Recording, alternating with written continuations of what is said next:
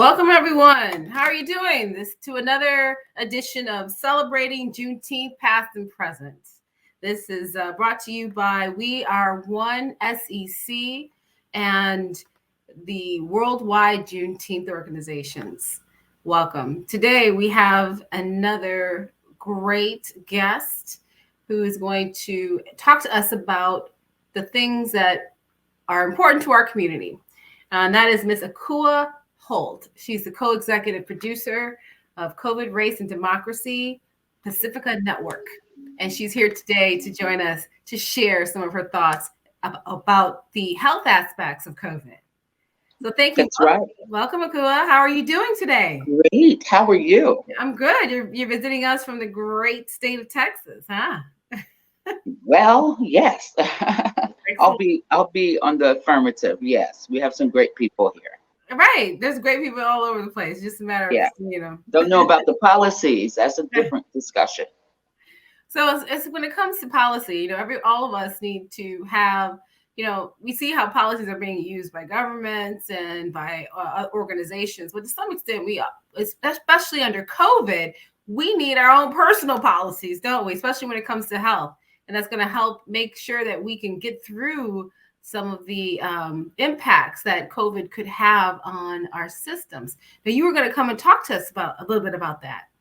Yes, I would love to do that, Lynnette. I have been covering COVID ever since the outbreak, which was, of course, March of last year.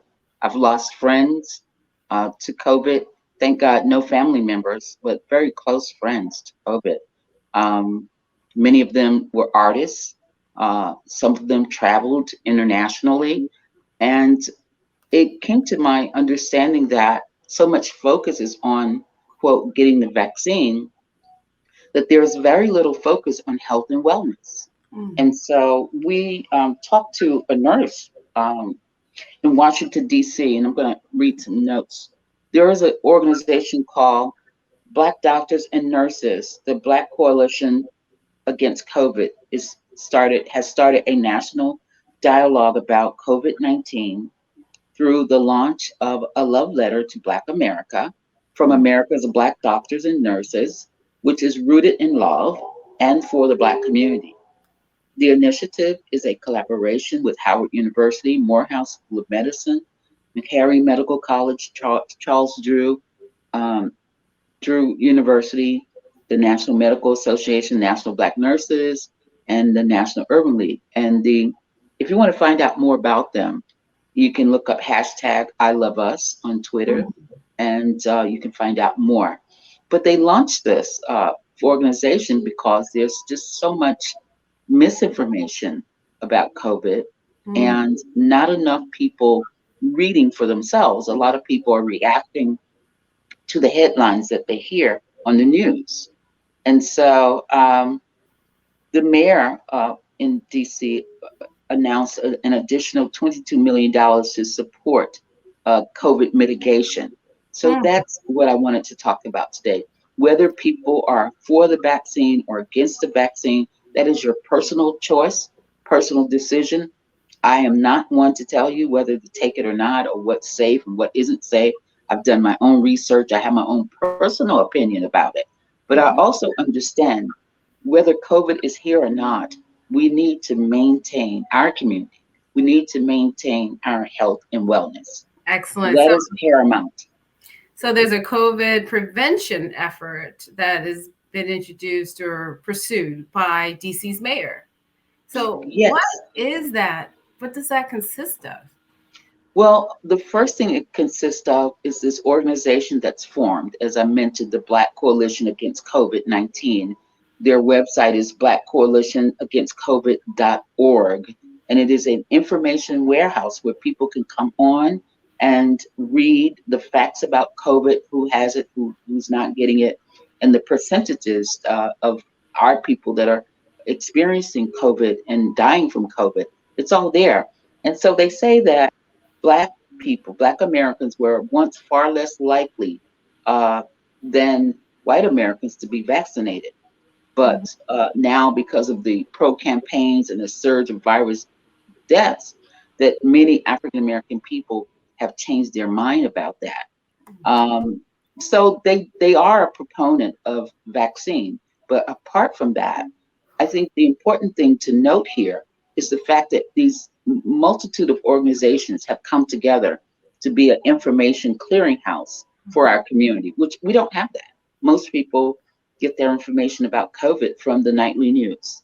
And So I was so, reading some stuff about what the impact COVID can have on the body, on your system. And there was a overwhelming, um, I think, a mucus accumulation that occurs with COVID. yes. So it's Hmm. not necessarily the virus that causes your death, but it's the overabundance of mucus Hmm. developing and saturating your lungs and hence stopping your breathing.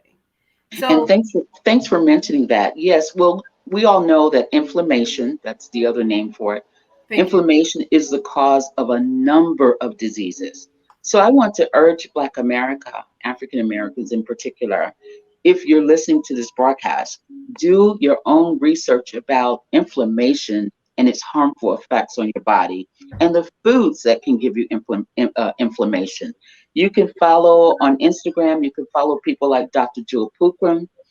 Dr. Sabi's website is still up. There are a number of health practitioners. For instance, Dr. Joe Pookrum is a medical doctor and a holistic doctor. And so, if you really want concise information, check out her Instagram page. And again, she's a proponent of health and wellness.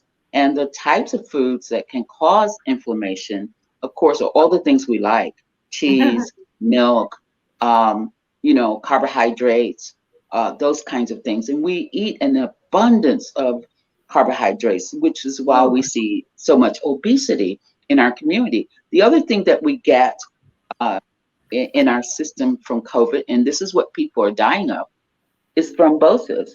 And that's when people get the blood clots in their lungs. so And that's that, interesting. So you said some certain foods cause inflammation. So like carbohydrates, gluten, processed meats, right? So those are things that will actually increase the mucus into your system, yes. And then even if you're vegetarian, if you right? eat oh, and bread, let's not forget bread and Oh, rice. oh Yeah, yes, said it now, yeah. Cooper. Hmm. Yeah, let's not Right. let's not forget bread and rice. So, So and I'm not saying don't eat these things. I'm saying eat them in moderation. okay. Uh, I remember when I was coming up, we ate, and then that was it. There was no more going back to the kitchen or snacking between meals. But I don't think our discipline towards eating is what it used to be even 20 years ago or 10 years ago. We Okay. sort of eat when we feel like eating, uh, in all times of night, all times of day, Hmm. all kinds of fast food restaurants. My mother is 89 years old. Her brother is 90. She's still on the planet, Wow. but she literally eats the same way almost every day, you So know. that's that policy thing. You should have your own self policy and control, what times of day you're eating and when you're eating, and not just be a emotional response, Yeah, right? yeah, Well, now help yeah. me understand some of the foods. And we talked a little bit about the foods that cause inflammation. Can you put some foods down as to what will take the inflammation away or help to mitigate the inflammation in your system? Very good question. Um, Listen, there are great foods that are, look at that. I always tell people, look at the way our ancestors ate. What did Hmm. they eat? They ate greens in Right. abundance. They ate sweet potatoes, right? And if they did eat fish or meat, it was probably for Sunday dinner or maybe on Fridays or the weekends. I, I live near a coastal town, so there was a lot of seafood here. But my family did not have big clubs of meat every day, you know? And then when you look at the meat and what they're doing to the meat, injecting the chickens with growth hormones, where the chicken doesn't have a full life, you might want to look at getting grass fed chickens or hormone free chickens if you're going to go that route. If you get eggs, you want to get free range eggs, meaning they are from chickens that haven't been in the cage all day. Right. The same thing if you eat beef, you want to make sure that it's free range beef, that's not a cow that's, been in a cage all day. So when we look at how even the industry is grooming these animals to market, that is a very dangerous situation of the way our, what's happening before the things get to the store. And so in Texas, there's a lot of independent farmers markets that have cropped up all over the place where people are bringing their individual products. Like here, I'm sure you have it in Wisconsin too. You can go places and get, eggs that are green, purple, and yellow. How often do you see an egg like that? You know what I mean? And that's okay, right? Yeah, and that's okay. You know that this egg was grass fed, or this chicken was grass fed.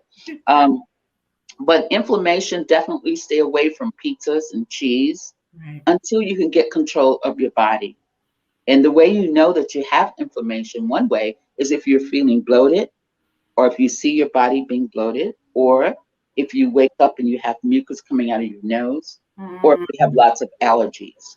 right. Um, yeah, and there are great things that people can do. There was a nurse on our show maybe about a year ago from Washington, D.C., and she said that, look, I'm seeing far too many of our people dying of COVID. Here's what you need to do. You need to get a pot, look at our old school remedies, boil water, put the herbs in a pot, put the towel over your head so that you can open your nasal passages. Mm-hmm. She didn't say wait to get sick to do this. She's Mm-hmm. saying do this as a regular health maintenance regimen. Right. So, and then in my household, my elders would soak their feet in Epsom salt. Um, Epsom salt draws out the toxins in your body. So that's what we want to do. We want to, looking at maintaining health and wellness, you want to cut back on your sugars and carbohydrates. And sugar is a horrible drug. Uh, Yes. it's worse.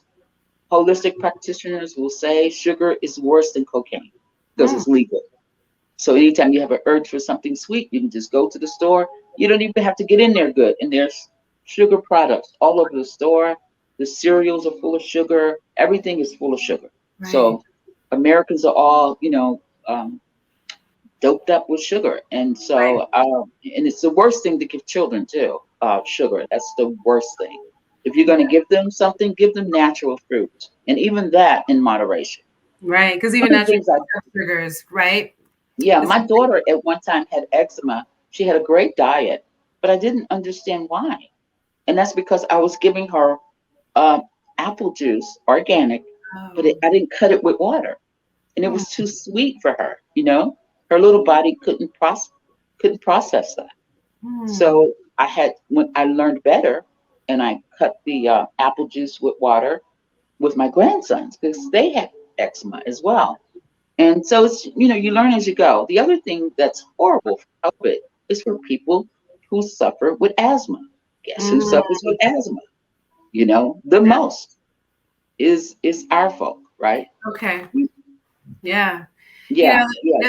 So There's so many issues, and then we didn't even get into the environmental issues, because I know here in Milwaukee, and sometimes in other places we have an issue with water having lead in it, and when you boil that water, it intensifies the lead amount, and we haven't even begun to talk about what that might do to some of our inflammation as well. So just to recap, I'm hearing you gave me so many good nuggets. One, have a policy for yourself on how you eat and control that. Be disciplined. You're hearing that we need to connect back to our elders. They are not just people who are sitting in the front room watching television. Engage them, talk to them, and learn some of those historical remedies that kept them around as long as they are. Respect the fact that they know something that we don't. I got that from you. Also, be alert to your own system and body and how your body reacts to things, and change it up and see if that's going to improve. But most importantly, you gave us two sections of or two categories of food items to really watch for. Those that cause inflammation, we should stay away from. And then those that eliminate inflammation, we should increase in our daily lives. And just to recap what is helping to eliminate inflammation based on what we've talked about today, it's nuts, avocado, spinach, tart cherries, olive oil, or orange vegetables and fruits, pineapple, turmeric, ginger, onions, and garlic. Those are your best friends, especially moving forward in a time of COVID. Is there And any don't forget lemons for sure. lemons? Instead of drinking, sodas and juice and whatever, you can make some good old fashioned limeade or lemonade with honey. Leave the sugar out. Or if you're Right. going to use sugar, use a raw cane sugar or something like that. Because I heard Definitely no white rice at all. No white right, rice. because those are carbohydrates. So avoid carbohydrates. So read those labels. Yes. If they have 100 or 50 grams of carbohydrates, keep it moving. Thank you so much. And also, last thing, Lynnette, Yes. vitamin D. Black people need vitamin D, which we can get from the sunlight. Our body has the capability of producing, getting the vitamin D from the sunlight, which is a deterrent to COVID. Right. And so when you look at the stats of COVID in areas, for instance, in parts of the continent in the Caribbean where there's lots of sun and the people are in the sun all day, the numbers are not staggering like they are here in America.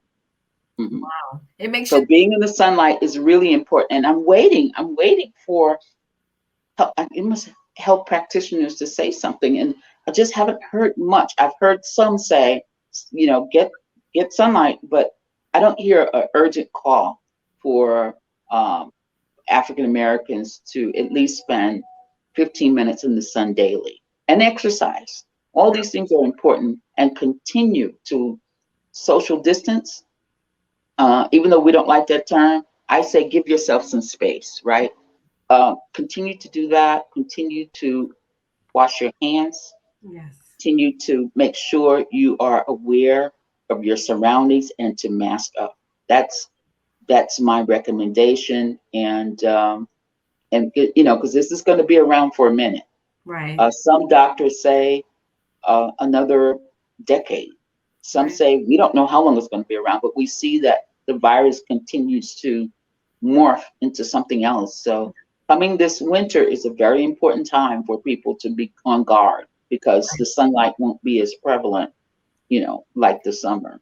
And we'll try to make sure we provide links to some of that information, and we'll make sure that your admonitions on walking and being healthy and socially distancing and also gets included in some of that information. Thank you so much for your time. You're welcome. Akua. It's been a privilege and a pleasure. And I pray that you will be able to come visit us again and give us some additional updates on the progress of the COVID prevention initiative that's going on. And hopefully it'll right now in DC, and hopefully it'll eventually be nationwide. Right, exactly. And I must say this before I close. The show that I produced that you mentioned at the top, COVID Race and Democracy, yes. It airs throughout the Pacifica Network. And I will definitely email a link, because we have lots of shows on there and people can refer to those programs for additional information about COVID that you don't hear on national media.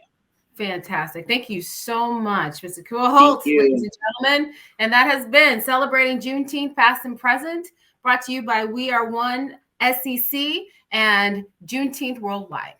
Thank you so much for your time, and have a better evening.